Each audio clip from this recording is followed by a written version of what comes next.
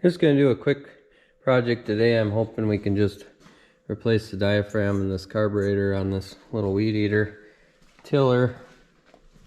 He said it was running with the choke on, but it wouldn't run otherwise, and the tank looks pretty clean inside.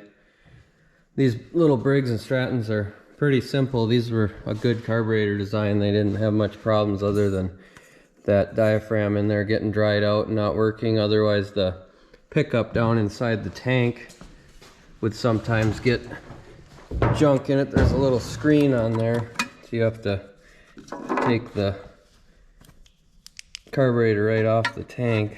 You can kind of see the pickup down in there. There's a screen on the bottom of that that'll get plugged if the tank is rusty or anything, but this one looks really clean, so we're probably good there. I'm guessing it's just the diaphragm.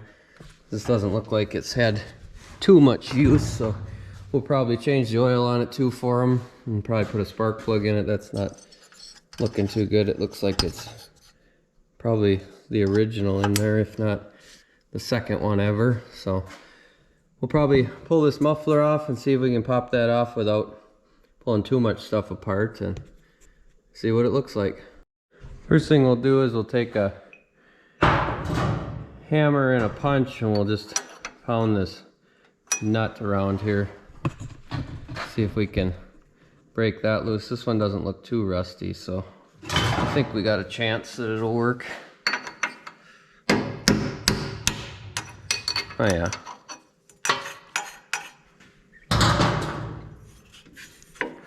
Well, I don't think we're gonna be able to spin that though, is the trouble. But you should be able to spin it enough to get these bolts out and pop it off that way. Looks like a couple of 3/8 bolts.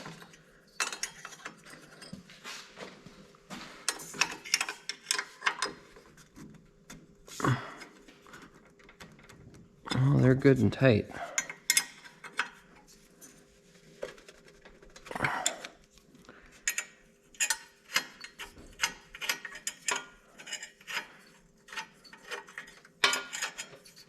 was hoping I could get the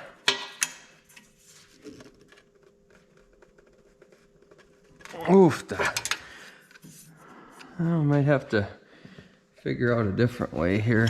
I don't want to bust these off.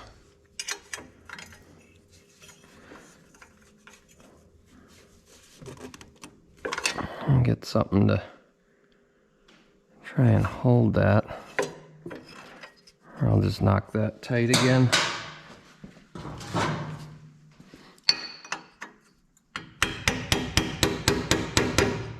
Used to work on a lot of this style, but these are getting pretty old, so you don't see too many of them anymore.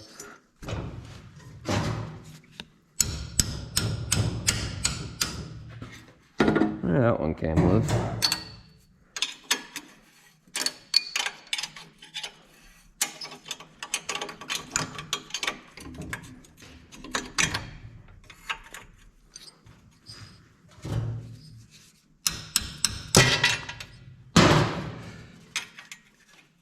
Oh, I was going the wrong way on that one.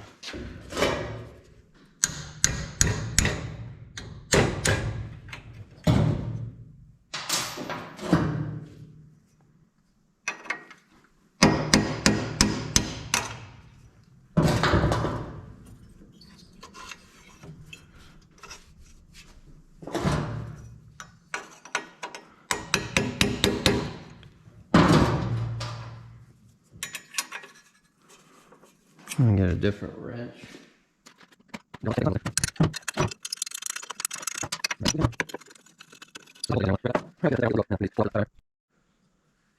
And this air cleaner cover is just a couple of 5/16 bolts.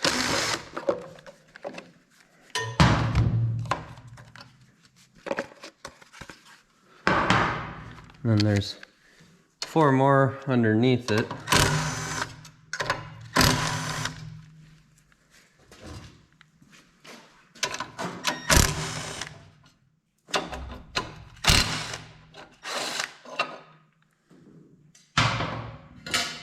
That does hold this throttle plate here.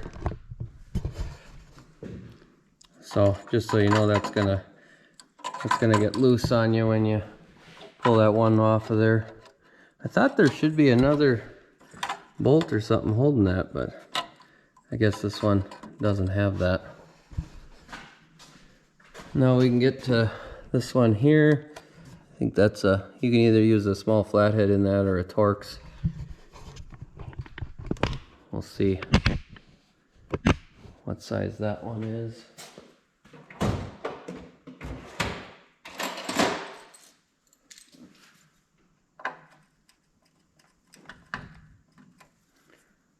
Looks like a T20 fits in there. Torx, you always want to be careful and make sure you get it down in there all the way and seated before you go pulling on it, since you can strip them fairly easily. Pull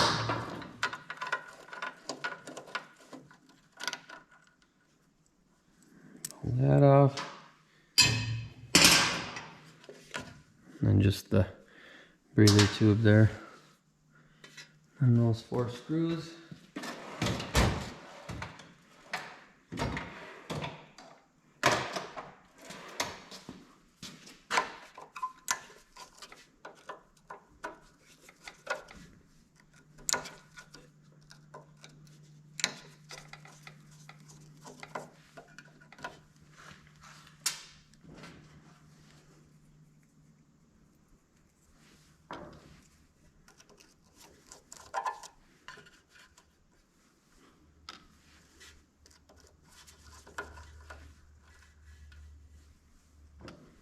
And that holds that little bracket on there, so make sure you don't drop that and lose it.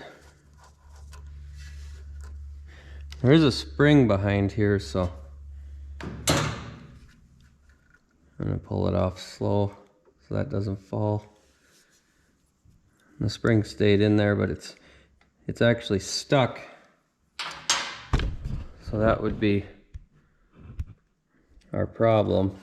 That should pop out of there, which now it does and I pulled on it, but you can see it should have some spring to it.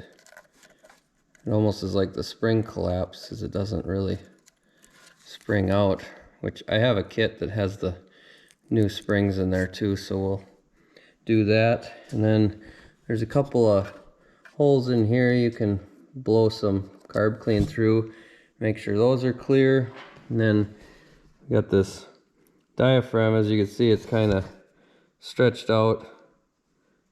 It's got dished in there, so you can tell that's no good. We'll grab a kit and I'll show you how it goes back together. So if you look at the spring that's new with the kit and the one that was in there, you can see it was collapsed by quite a long ways.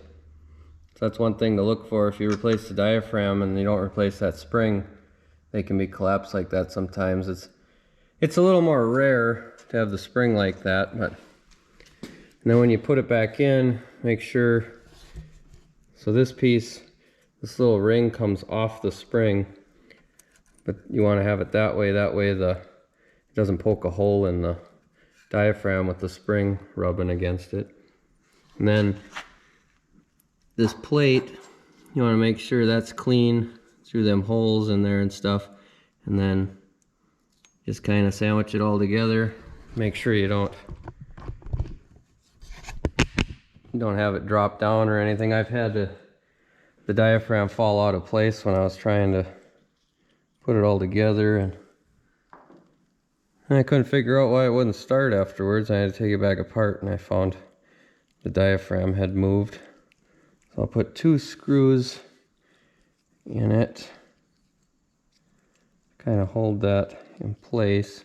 It's kind of hard to do when it's on the machine like this. You're better off taking it off, but being that this one was so clean, I didn't really want to take the whole tank off and everything and waste that much time on it.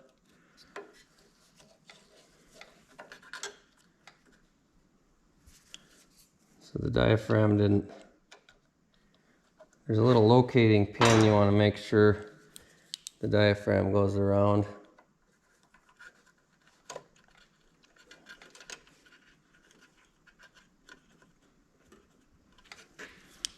Got that.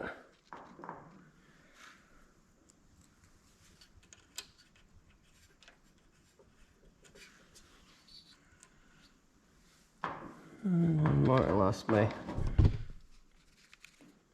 little washer.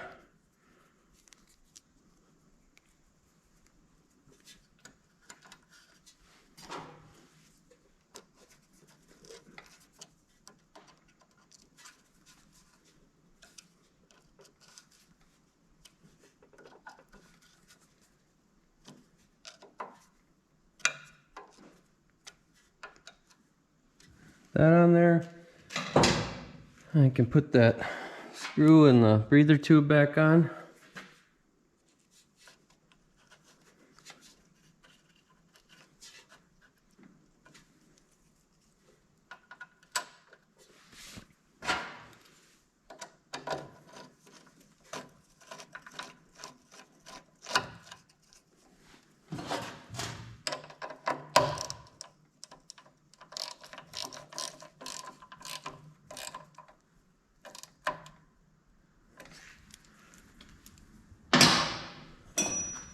Oh, I forgot one thing here.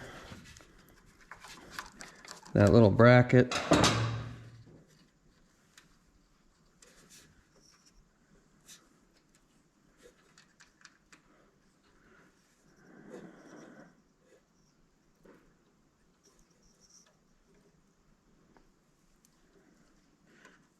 Trying to remember how that went.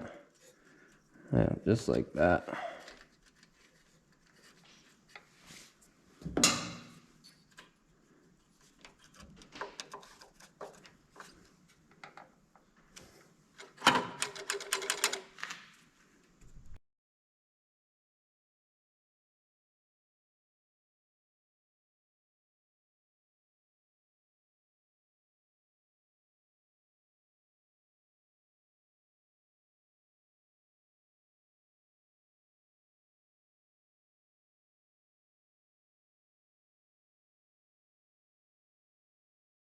So I did try to start this off camera and it fired up for a minute and then it died. I had to take the cover back off of the diaphragm and check, and this little ring on the spring ended up getting stuck again. I figured out that's an aftermarket carburetor on there. It's not a OEM Briggs carb. So this little ring, they didn't machine that carburetor quite right, so I had to take and grind down the edge of that a little bit with just some emery cloth and smooth it out till it fit in there good, and then it ended up moving back and forth just fine. So we're gonna try to start it now and see if it'll run for more than a couple seconds this time, and then we'll do an oil change on it.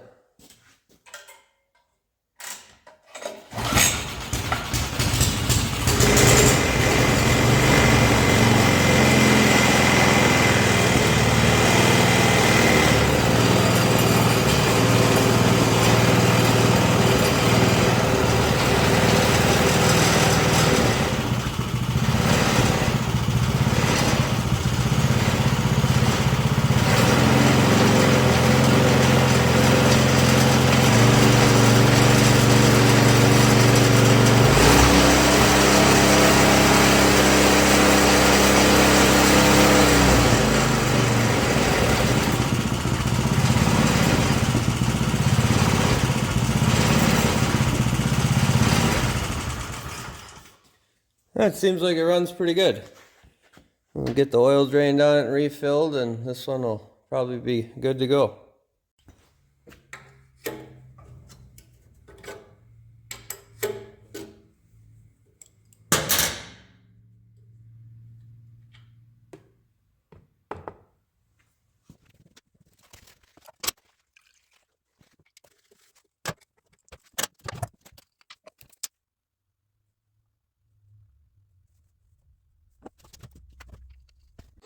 Well, that's going to do it for this one. I wanted to go outside and test it, but we got some snow last week, so it's melting right now and it's all mucky and wet out there. I don't want to get this thing all dirtied up before a customer comes and gets it.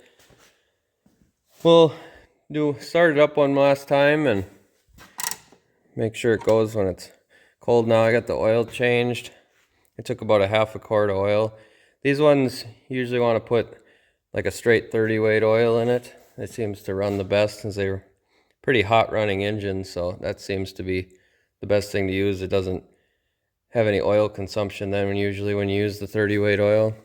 If you do this same thing to one of these and it still doesn't want to run or pick up fuel, you will probably have to take this entire tank off, and then you can pull the carburetor right off of the actual tank, and there'll be a pickup that you can clean the screen off the bottom of it, and then in the top there's a little cup that holds fuel too, where that's where it pumps it up to, and then it sits in that little cup and then sucks it up through the main jet of the carburetor.